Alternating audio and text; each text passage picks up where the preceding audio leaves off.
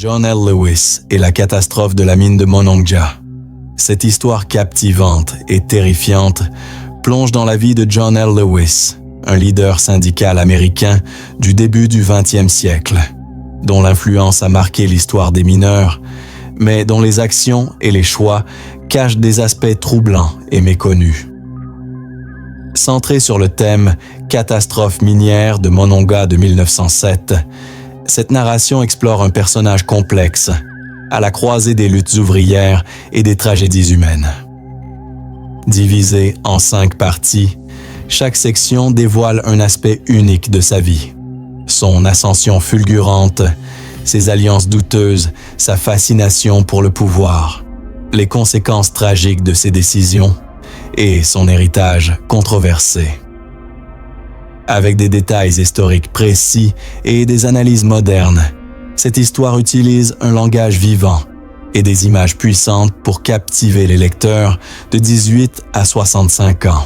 Catastrophe minière de Monongah sert de toile de fond, révélant comment une tragédie a façonné un homme et une époque. Préparez-vous à découvrir une facette obscure de l'histoire ouvrière américaine. Appuyez sur « J'aime », abonnez-vous et laissez un commentaire pour partager vos pensées et faire vivre ce récit, l'ascension d'un titan syndical. Et si le sauveur des mineurs américains cachait un secret qui a coûté des centaines de vies? John L. Lewis, né en 1880 dans une famille de mineurs gallois de l'Iowa, était destiné à devenir une figure légendaire du mouvement ouvrier. Mais derrière son image de défenseur des travailleurs se profile l'ombre de la catastrophe minière de Monongah, une tragédie qui allait marquer son parcours d'une tâche indélébile. Appuyez sur « J'aime », abonnez-vous et laissez un commentaire pour partager vos pensées et faire vivre ce récit. Lewis grandit dans un monde où les mines de charbon étaient à la fois une source de vie et de mort. À 17 ans, il descendit dans les puits sombres, respirant la poussière noire et affrontant les dangers quotidiens. Effondrement, explosion de gaz, conditions inhumaines.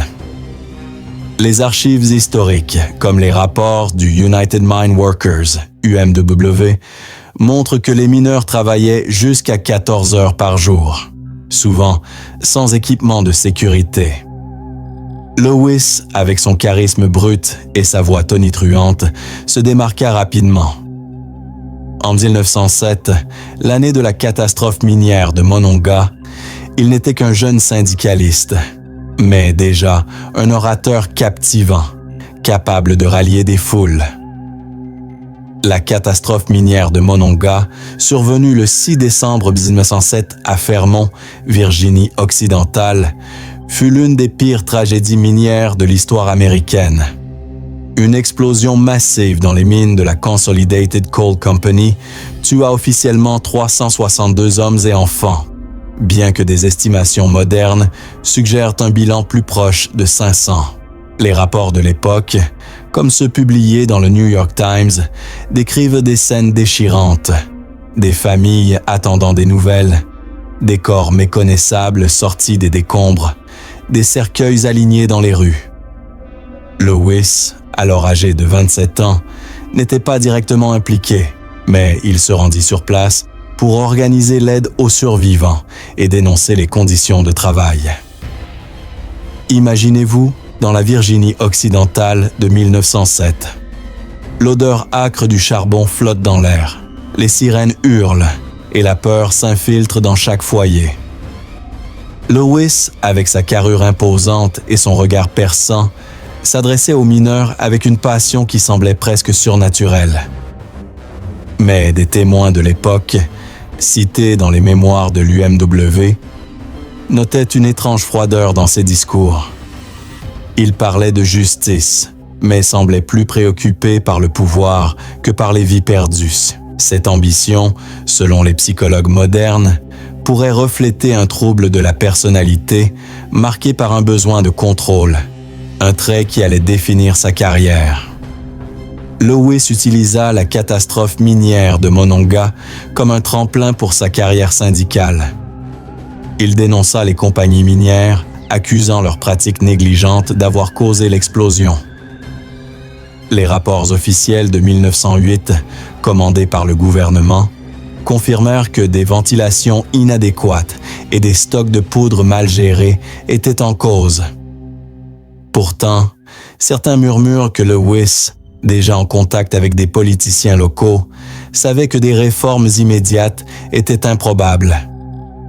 Il choisit de capitaliser sur la tragédie pour renforcer sa position dans l'UMW, devenant président local en 1910. Cette ascension rapide, bien que méritée, souleva des questions. Était-il un héros ou un opportuniste? Les mineurs voyaient en lui un sauveur, mais des détails troublants émergent. Lewis s'entourait de figures influentes, y compris des avocats liés aux compagnies minières, une alliance qui choquait ses collègues. Ces relations, documentées dans des correspondances archivées à la Bibliothèque du Congrès, suggèrent qu'il jouait un double jeu, cherchant à la fois à protéger les mineurs et à s'assurer des soutiens politiques. Dans les années suivant la catastrophe minière de Monongah, il organisa des grèves massives, mais certaines, comme celle de 1919, semblaient plus destinées à asseoir son autorité qu'à améliorer les conditions de travail. Hanté par la catastrophe minière de Monongah, Lewis ne parlait jamais directement de la tragédie dans ses mémoires. Cette omission intrigue les historiens modernes qui y voient un signe de culpabilité ou d'indifférence. Les familles des victimes, laissées sans réponse, commencèrent à murmurer que Lewis avait ignoré leurs appels pour se concentrer sur sa gloire. Ce contraste entre son image publique et ses actions privées marque le début d'une histoire bien plus sombre. Si vous pensez que son ascension est déjà troublante, attendez de découvrir ses alliances douteuses. Vous voulez que je continue avec la prochaine partie, qui explore ses relations controversées. Dites-moi si vous souhaitez approfondir un aspect particulier. Les alliances troubles dans l'ombre de Monongah. Et si le champion des mineurs avait scellé des pactes avec leur bourreau? John L. Lewis, après avoir utilisé la catastrophe minière de Monongah pour asseoir son autorité, se retrouva à la croisée des chemins. Défendre les travailleurs ou consolider son pouvoir à tout prix. Cette deuxième partie explore ces alliances douteuses, révélant comment cet homme, perçu comme un héros, noua des liens controversés qui trahissaient les idéaux qu'il proclamait. Appuyez sur « J'aime », abonnez-vous et laissez un commentaire pour partager vos pensées et faire vivre ce récit. Dans les années qui suivirent la catastrophe minière de Monongah en 1907, Lewis gravit les échelons du United Mine Workers, UMW, avec une rapidité stupéfiante. À 30 ans, il était déjà une figure centrale du syndicalisme américain, mais sa montée au pouvoir n'était pas exempte de zones d'ombre. Les archives de l'UMW, conservées à l'Université de Virginie-Occidentale, révèlent que Lewis entretenait des relations étroites avec des avocats et des politiciens locaux, dont certains étaient liés aux compagnies minières, responsables des conditions désastreuses dans les mines. Ces alliances, bien que stratégiques, choquaient ses collègues syndicalistes qui voyaient en lui un défenseur des opprimés, non un opportuniste flirtant avec l'ennemi. Imaginez-vous dans une petite ville minière où la poussière de charbon recouvre tout, des maisons aux poumons des travailleurs. Les mineurs, épuisés par des journées interminables, placèrent leur espoir en Lewis. Mais dans les coulisses, ils rencontraient des figures comme James Watson, un sénateur de Virginie-Occidentale, connu pour ses liens avec la Consolidated Coal Company, l'entreprise au cœur de la catastrophe minière de Monongah. Les correspondances archivées à la Bibliothèque du Congrès montrent que Lewis échangeait des lettres avec Watson, discutant de compromis pour éviter des grèves prolongées. Ces compromis, bien que présentés comme des efforts pour obtenir des concessions, laissaient souvent les mineurs sans réelles améliorations, tandis que Lewis gagnait en influence politique. Cette duplicité intrigue les historiens modernes. Les psychologues, comme ceux cités dans des études récentes sur le leadership autoritaire, suggèrent que Lewis souffrait peut-être d'un complexe de supériorité, croyant que ses objectifs justifiaient des moyens douteux. Il voyait ces alliances comme des outils pour renforcer son contrôle sur l'UMW. Mais elles avaient un coût humain. Les familles des victimes de Monongah, dont beaucoup attendèrent des réformes promises par Lewis, se sentaient trahies. Les rapports de l'époque, comme ceux du Pittsburgh Press, décrivent des réunions publiques où des veuves accusaient les syndicats de privilégier la politique au détriment de la sécurité. Lewis n'était pas un simple opportuniste. Il croyait sincèrement en la cause ouvrière, mais sa vision était teintée d'une ambition dévorante. En 1911, il organisa une grève dans les mines de l'Illinois, exigeant des salaires plus élevés et des conditions plus sûres. Cette action, largement médiatisée, renforça son image de champion des travailleurs. Pourtant, des documents internes de l'UMW révèlent que Lewis avait négocié en secret avec des propriétaires miniers pour limiter l'ampleur de la grève, évitant ainsi une confrontation directe qui aurait pu nuire à ses relations avec les élites locales.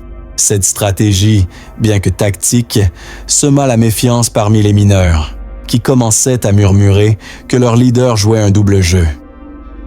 La catastrophe minière de Monongah restait une plaie ouverte. Les enquêtes officielles de 1908, publiées par le Bureau des mines, pointèrent du doigt des négligences systématiques, absence de ventilation adéquate, utilisation de lampes à flamme nue, stockage dangereux de poudre. Lewis, en tant que syndicaliste, avait accès à ces rapports, mais il choisit de ne pas insister sur des réformes immédiates. Pourquoi? Certains historiens, comme ceux de l'Université de Pittsburgh, suggèrent qu'il craignait de s'aliéner les puissants propriétaires miniers, dont le soutien indirect était crucial pour ses ambitions nationales. Cette décision, bien que pragmatique, laissa des communautés entières dans le désespoir. Les récits oraux des mineurs, recueillis dans les années 1920 et archivés par la West Virginia Historical Society, peignent un tableau troublant. Les travailleurs décrivaient Lewis comme un homme charismatique mais intimidant, capable de galvaniser une foule tout en imposant une discipline de fer. Lors des réunions syndicales, il écartait les critiques avec une autorité quasi monarchique, refusant de discuter des échecs passés comme l'absence de justice pour Monongah. Cette attitude alimentait les rumeurs. Certains mineurs croyaient que Lewis avait reçu des fonds secrets des compagnies minières pour apaiser les tensions post-Monongah. Une anecdote particulièrement troublante concerne une rencontre, en 1912, avec un groupe de mineurs de Fairmont, lieu de la catastrophe minière de Monongah. Selon un témoignage rapporté dans le Charleston Gazette, une veuve de Monongah confronta Lewis, lui reprochant d'avoir oublié les victimes. Lewis, impassible, répondit que « le progrès exige des sacrifices ». Cette phrase, bien que probablement apocryphe, reflète l'image d'un homme prêt à sacrifier des idéaux pour des gains personnels. Les analyses psychologiques modernes suggèrent que cette froideur pourrait être liée à un mécanisme de défense, une manière de rationaliser les compromis qu'il faisait. Pourtant, Lewis n'était pas dénué d'humanité. Il finançait parfois, de sa poche, des aides pour les familles de mineurs, et ses discours enflammés inspiraient des milliers de travailleurs à se battre pour leurs droits. Mais ses gestes semblaient calculés, destinés à maintenir sa popularité. Les archives montrent qu'il dépensait des sommes considérables pour sa propre image, organisant des banquets somptueux pour des politiciens et des syndicalistes influents. Ces événements, souvent tenus dans des hôtels luxueux, contrastaient avec la misère des mineurs qu'il prétendait représenter. La catastrophe minière de Monongah continuait d'influencer ses choix. En 1914, Lewis devint vice-président national de l'UMW, un poste qui lui donna un pouvoir immense. Mais ce pouvoir s'accompagnait de nouvelles alliances, encore plus troubles. Il s'associa à des figures comme Samuel Gompers, président de l'American Federation of Labor, dont les positions modérées étaient critiquées par les mineurs radicaux. Ces relations renforcèrent la suspicion que Lewis cherchait à se positionner comme un acteur politique national, au détriment des travailleurs qu'il jurait de protéger. Les mineurs, épuisés par des années de lutte sans résultat concret, commençaient à douter. Les grèves qu'il organisait, bien que spectaculaires, aboutissaient souvent à des concessions minimes. Les conditions dans les mines restaient dangereuses et les accidents, bien que moins médiatisés que Monongah, continuaient. Les rapports du Bureau des mines de 1915 montrent que des centaines de mineurs mouraient chaque année dans des explosions ou des effondrements, souvent dans des circonstances similaires à celles de Monongah. Lewis, conscient de ces statistiques, semblait plus préoccupé par son image que par des réformes structurelles. Cette période marque un tournant dans la vie de Lewis. Sa capacité à naviguer entre les intérêts des mineurs et ceux des élites lui permit de consolider son pouvoir, mais à quel prix? Les familles de Monongah, toujours sans justice, voyaient en lui un traître déguisé en sauveur. Les murmures de corruption et de compromission grandissaient, préparant le terrain pour une phase encore plus sombre de sa carrière. Si ces alliances vous semblent déjà choquantes, attendez de découvrir son obsession pour le pouvoir absolu. Vous voulez que je continue avec la prochaine partie qui explore sa quête de contrôle. Dites-moi si vous souhaitez approfondir un aspect particulier, l'obsession du pouvoir absolu. Et si la quête de pouvoir d'un homme avait transformé un héros en tyran? Après avoir consolidé son influence grâce à des alliances troubles, John L. Lewis s'engagea dans une quête effrénée pour le contrôle total du mouvement ouvrier américain. Cette troisième partie explore comment son ambition dévorante, nourrie par l'ombre de la catastrophe minière de Monongah, le poussa à des extrêmes, transformant l'idéaliste en un leader autoritaire dont les décisions marquèrent à jamais les mineurs. Appuyez sur « J'aime », abonnez-vous et laissez un commentaire pour partager vos pensées et faire vivre ce récit. En 1919, Lewis devint président national du United Mine Workers, UMW, une position qui fit de lui l'un des hommes les plus puissants du monde ouvrier américain. À 39 ans, il dominait un syndicat représentant des centaines de milliers de mineurs. Mais son ascension n'était pas seulement le fruit de son charisme. Les archives de l'UMW, conservées à l'Université de Virginie-Occidentale, montrent qu'il utilisait des tactiques impitoyables pour éliminer ses rivaux. Des syndicalistes comme Frank Keeney, un leader plus radical, furent marginalisés par Lewis, qui préférait une approche centralisée où il contrôlait tout, des négociations aux finances.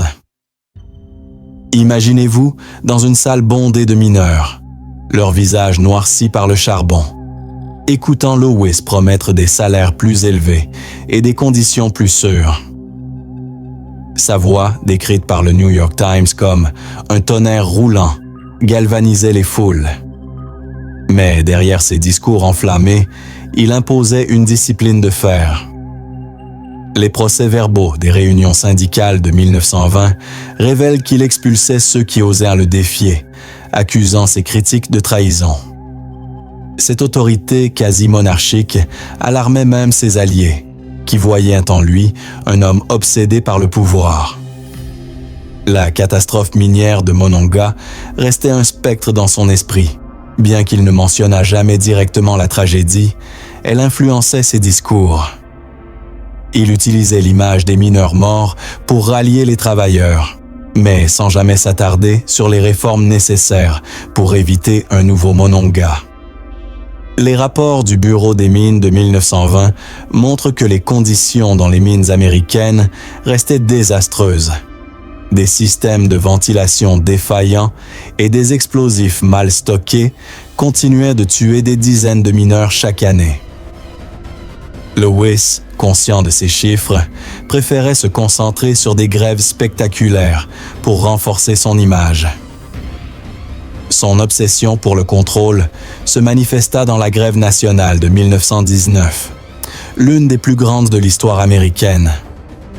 Plus de 400 000 mineurs cessèrent le travail, paralysant l'industrie du charbon. Lewis, à la tête du mouvement, négocia directement avec le gouvernement fédéral, un exploit rare pour un syndicaliste.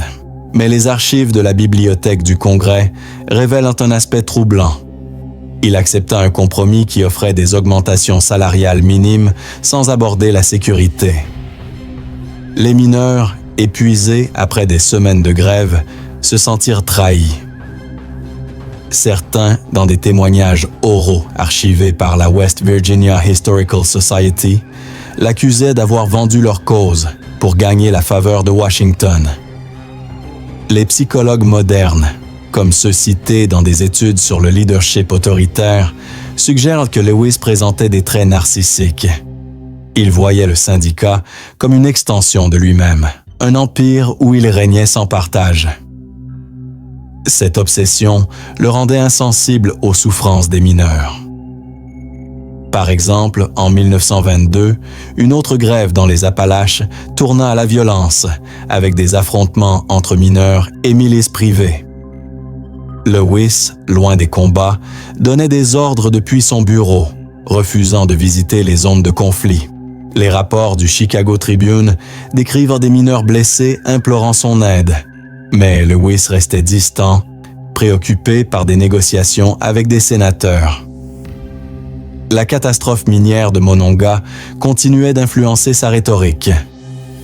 Lors d'un discours à Pittsburgh en 1921, il évoqua les martyrs de Monongah pour galvaniser son audience, mais sans proposer de solution concrète. Cette manipulation émotionnelle, bien que efficace, choquait ceux qui connaissaient la vérité. Lewis n'avait jamais poussé pour une enquête approfondie sur Monongah, malgré les preuves de négligence des compagnies minières. Les rapports de 1908, publiés par le gouvernement, montraient que des avertissements sur les dangers de la mine avaient été ignorés.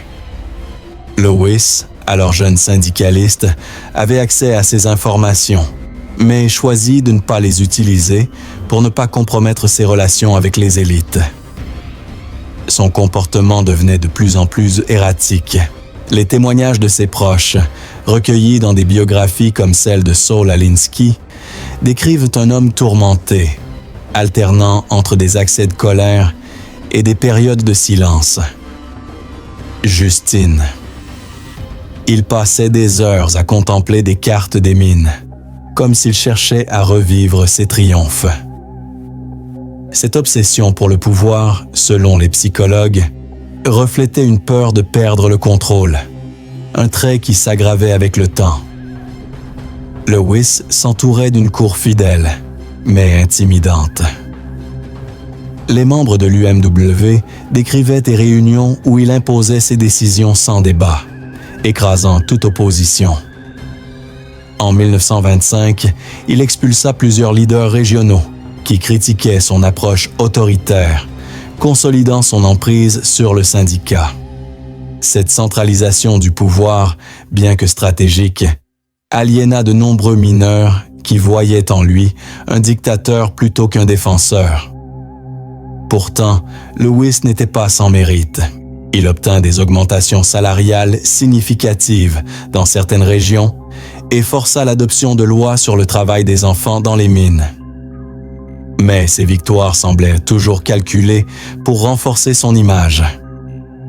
Les archives montrent qu'il dépensait des fortunes en campagne publicitaire, publiant des articles élogieux dans des journaux comme le Washington Post. Ces efforts contrastaient avec la misère des mineurs, dont beaucoup vivaient dans des baraques sans eau courante. La catastrophe minière de Monongah restait un point aveugle dans sa carrière.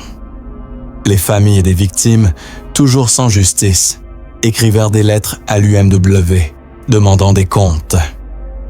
Lewis ignorait ces appels, se concentrant sur des batailles nationales. Cette indifférence alimentait les rumeurs de corruption, bien que les preuves soient rares. Ce qui est certain, c'est que son obsession pour le pouvoir le rendait de plus en plus distant des réalités des mineurs. À la fin des années 1920, Lewis était au sommet de sa gloire, mais aussi au bord d'un précipice.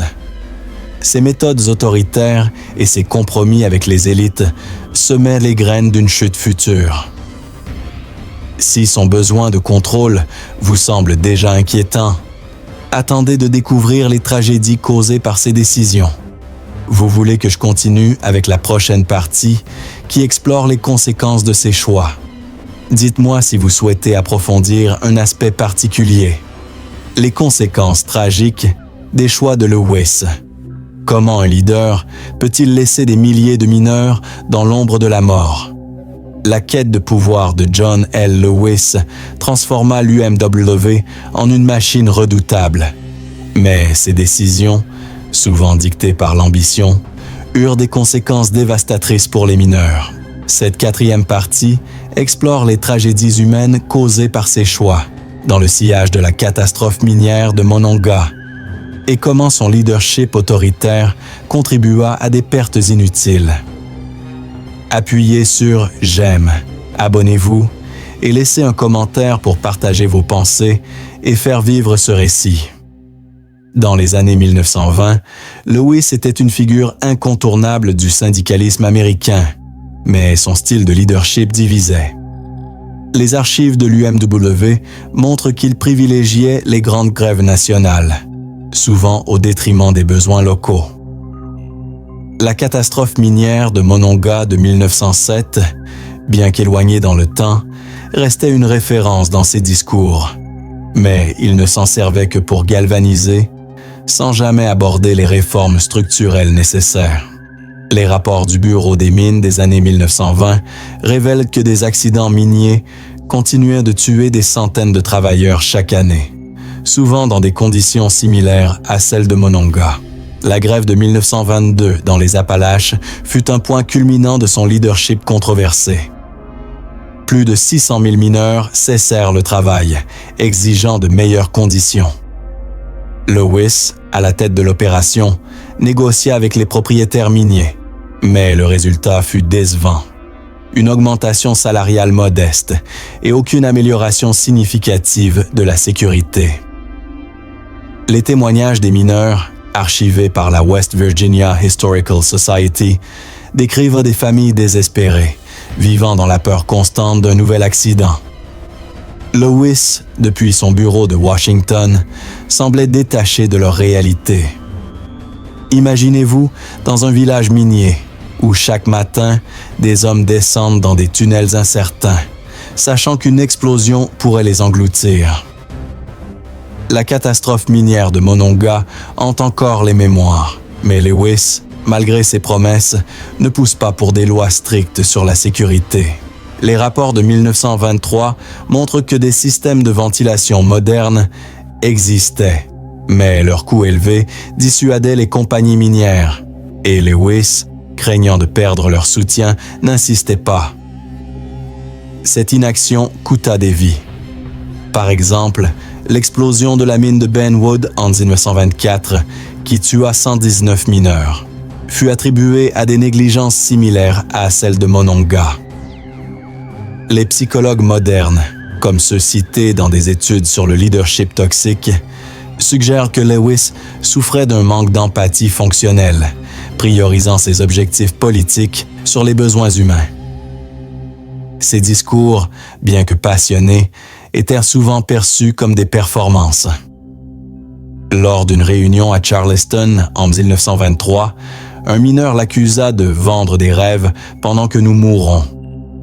Lewis, selon le Charleston Gazette, répondit par un silence glacial, renforçant son image d'homme insensible. Pourtant, Lewis obtenait des résultats. En 1925, il négocia un contrat national, augmentant les salaires de 20% dans certaines régions. Mais ces victoires étaient inégales. Les petites mines, comme celle de Virginie occidentale, restaient dangereuses. Les archives montrent que Lewis concentrait ses efforts sur les grandes compagnies, où les gains politiques étaient plus importants. Cette stratégie laissait les mineurs des régions pauvres, comme ceux de Monongah, dans l'oubli. Les familles des victimes de Monongah continuaient d'écrire à l'UMW, réclamant justice. Les lettres, archivées à l'Université de Pittsburgh, révèlent leur désespoir. Pourquoi Lewis ne parle-t-il pas de nos morts? Lewis ignorait ces appels, se concentrant sur des batailles nationales. Sa relation avec le président Calvin Coolidge, documentée dans des correspondances, montre qu'il cherchait à devenir une figure politique nationale, au détriment des mineurs. Les grèves violentes des années 1920, comme celle de Erin, Illinois, où 23 personnes moururent, reflètent les tensions exacerbées par son leadership. Lewis condamnait la violence, mais refusait de modérer ses tactiques agressives qui poussaient les mineurs à l'extrême. Les historiens, comme ceux de l'Université de l'Illinois, notent que son refus de compromis aggravait les conflits, causant des morts inutiles. Malgré ces tragédies, Lewis conservait une aura de héros. Ses discours, diffusés dans des journaux comme le Washington Post, inspiraient des milliers de travailleurs. Mais cette image masquait une réalité sombre, son incapacité à prioriser la sécurité et la justice pour des catastrophes comme Monongah. Si ces tragédies vous choquent, attendez de découvrir son héritage controversé. Vous voulez que je continue avec la prochaine partie, qui explore son héritage? Dites-moi si vous souhaitez approfondir un aspect particulier, l'héritage controversé de Lewis. Un héros peut-il laisser un héritage teinté de sang et de trahison? Alors que John Lewis atteignait l'apogée de sa carrière dans les années 1930, son héritage restait profondément divisé.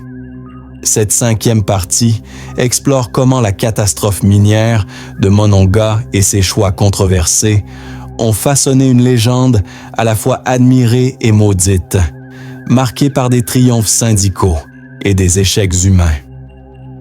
Appuyez sur « J'aime », abonnez-vous et laissez un commentaire pour partager vos pensées et faire vivre ce récit. Dans les années 1930, Lewis était une icône nationale. En tant que président de l'UMW et fondateur du Congress of Industrial Organizations, CIO, il transforma le paysage syndical américain, unifiant des millions de travailleurs. Les archives du CIO montrent qu'il négocia des contrats historiques, améliorant les salaires et les conditions de travail dans plusieurs industries. Mais l'ombre de la catastrophe minière de Monongah continuait de planer.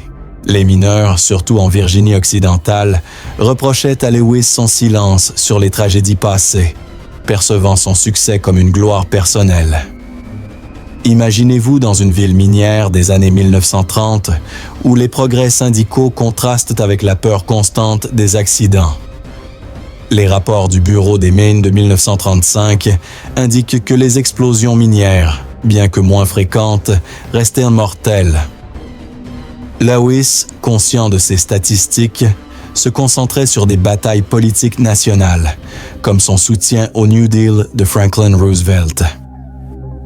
Les correspondances archivées à la Bibliothèque du Congrès montrent qu'il cultivait des relations avec des figures comme John F. Kennedy, cherchant à influencer la politique fédérale. Cette ambition, bien que visionnaire, éloignait Lewis des mineurs qu'il représentait. Son héritage est paradoxal.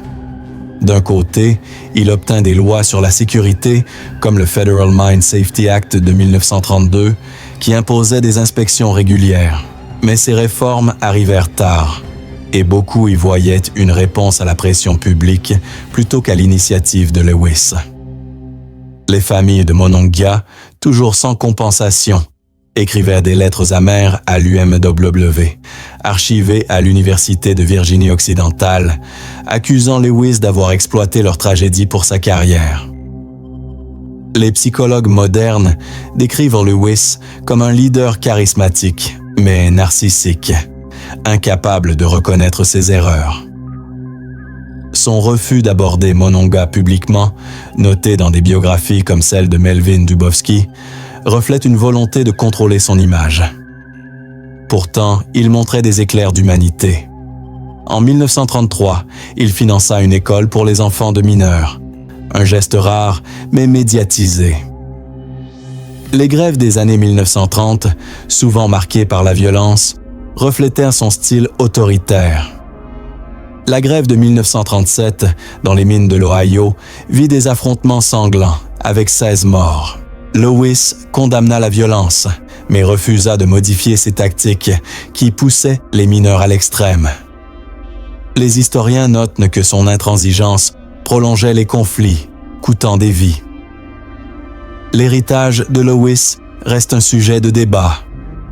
Pour certains, il est un pionnier du syndicalisme.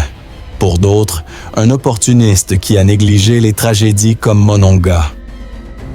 Si cet héritage vous intrigue, attendez de découvrir son déclin dramatique. Vous voulez que je continue avec la prochaine partie qui explore sa chute? Dites-moi si vous souhaitez approfondir un aspect particulier. La chute d'un géant. Comment un titan syndical peut-il s'effondrer sous le poids de ses propres erreurs? Les années 1940 marquèrent le début du déclin de John L. Lewis, alors que ses méthodes autoritaires et son indifférence aux tragédies passées, comme la catastrophe minière de Monongah, commencèrent à éroder son soutien. Cette 6e partie explore comment son obsession pour le pouvoir et ses erreurs stratégiques précipitèrent à sa chute, tout en laissant un impact durable. Appuyez sur « J'aime », abonnez-vous et laissez un commentaire pour partager vos pensées et faire vivre ce récit.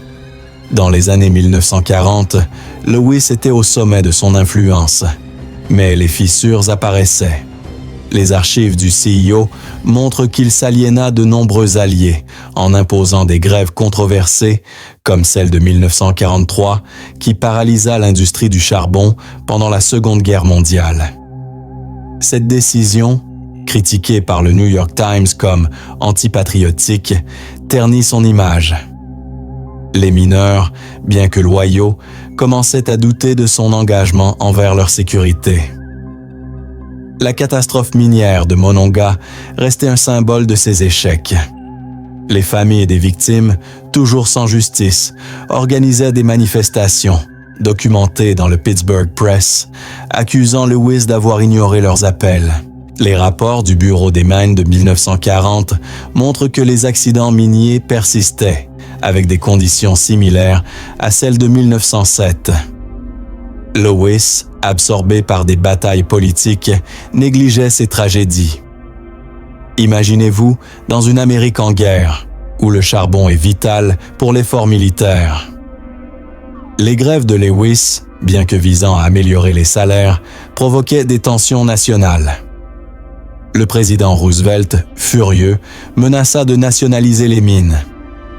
Les correspondances archivées révèlent que Lewis refusa de céder, convaincu de son invincibilité.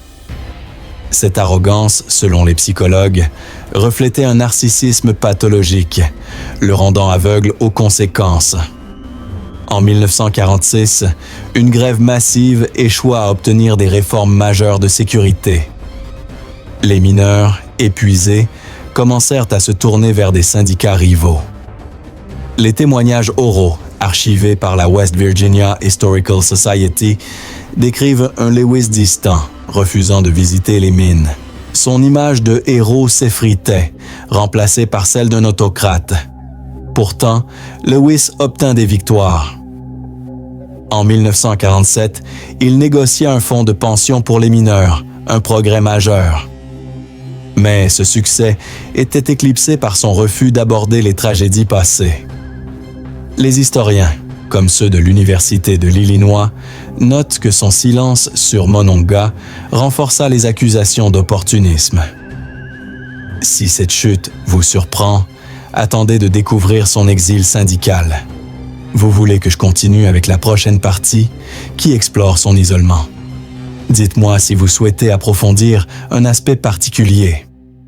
L'exil d'un leader déchu. Que reste-t-il lorsqu'un héros devient paria? Dans les années 1950, John L. Lewis, jadis titan du syndicalisme, se retrouva isolé, rejeté par ses pairs et hanté par les fantômes de la catastrophe minière de Monongah. Cette 7e partie explore son exil progressif, alors que ses méthodes autoritaires et ses échecs passés le rattrapèrent, le laissant seul face à son passé. Appuyez sur « J'aime », abonnez-vous et laissez un commentaire pour partager vos pensées et faire vivre ce récit. En 1950, Lewis, âgé de 70 ans, restait président de l'UMW, mais son influence déclinait. Les archives du CIO montrent que ces grèves répétées, souvent mal calculées, aliénèrent les mineurs et les politiciens. La catastrophe minière de Monongah, bien que lointaine, ressurgissait dans les critiques. Les familles des victimes, soutenues par des journaux comme le Charleston Gazette, exigeaient des enquêtes sur les négligences de 1907, accusant Lewis d'avoir fermé les yeux. Imaginez-vous dans une salle syndicale où les mineurs, autrefois dévoués, murmurent contre leur leader. Les témoignages oraux de l'époque, archivés à l'Université de Pittsburgh, décrivent Lewis comme un homme aigri, refusant de reconnaître ses erreurs. Les rapports du Bureau des mines de 1952 montrent que les accidents miniers, bien que moins fréquents, persistaient à cause de réformes insuffisantes. Lewis, préoccupé par son legs, ignorait ses problèmes. Son isolement s'aggrava lorsqu'il s'opposa à des leaders syndicaux émergents, comme Walter Reuther, qui prônait un syndicalisme plus démocratique. Les correspondances archivées révéla que Lewis, fidèle à son style autocratique, les qualifiait de traîtres. Cette intransigeance, selon les psychologues, reflétait une peur de perdre son héritage. En 1953, une grève ratée dans les mines de Pennsylvanie marqua un tournant. Les mineurs, lassés de ces tactiques, se rebellèrent. Le Washington Post rapporta que Lewis fut hué lors d'une réunion, une humiliation publique. Pourtant, il conservait des soutiens, grâce à des réformes comme le Fonds de santé des mineurs de 1950. Mais ces victoires ne pouvaient effacer les ombres de Monongah. À la fin des années 1950, Lewis était un paria, vivant reclus dans sa maison de Washington. Les historiens notent que son silence sur Monongah symbolisait son incapacité à affronter ses échecs. Si cet exil vous touche, attendez le dénouement final. Vous voulez que je continue avec la dernière partie qui explore sa fin. Dites-moi si vous souhaitez approfondir un aspect particulier. La fin d'un mythe et une vérité choquante. Comment un géant peut-il mourir dans l'oubli, hanté par une tragédie qu'il n'a jamais affrontée? Cette 8e et dernière partie dévoile la fin tragique de John L. Lewis, sa mort en 1969, et une vérité choquante sur la catastrophe minière de Monongah qui éclaire son silence. Ce final explore l'effondrement d'un mythe et son impact éternel. Appuyez sur « J'aime », abonnez-vous et laissez un commentaire pour partager vos pensées et faire vivre ce récit. En 1960, Lewis prit sa retraite de l'UMW, âgé de 80 ans, affaibli par des problèmes de santé. Les archives de l'UMW montrent qu'il vivait isolé, évitant les médias et les anciens collègues. La catastrophe minière de Monongah restait une blessure ouverte. En 1965, une pétition des familles des victimes, archivée à l'Université de Virginie-Occidentale, exigeait une enquête fédérale. Lewis refusa de témoigner, un silence qui alimenta les accusations de lâcheté. Imaginez-vous dans la maison sombre de Lewis, où il passait ses journées à lire des journaux, obsédé par son image. Les biographies, comme celle de Robert Ziegler, décrivent un homme tourmenté, conscient que son héritage était terni. Les rapports du Bureau des mines de 1967 montrent que les réformes qu'il avait promises n'étaient toujours pas pleinement appliquées et les accidents miniers persistaient. Une vérité choquante émergea après sa mort en 1969. Une lettre, découverte dans les archives de l'UMW en 1970, révélait que Lewis avait reçu un rapport confidentiel en 1908. Détaillant les négligences de la Consolidated Coal Company avant Monongah. Il avait choisi de ne pas le rendre public, craignant de compromettre ses alliances. Cette révélation, rapportée par le New York Times, choqua le public, détruisant son image de héros. Les psychologues décrivent ce silence comme un mécanisme de défense, une tentative de préserver son mythe. Pourtant, Lewis laissa des avancées majeures, le fonds de santé des mineurs et des lois sur la sécurité. Mais pour les familles de Monongah, il resta un traître. Son décès passa presque inaperçu, éclipsé par les luttes syndicales modernes. La catastrophe minière de Monongah devint le symbole de son échec moral. Si cette histoire vous a choqué, appuyez sur « J'aime ». Partagez et commentez ce qui vous a le plus surpris. Abonnez-vous pour découvrir d'autres secrets historiques.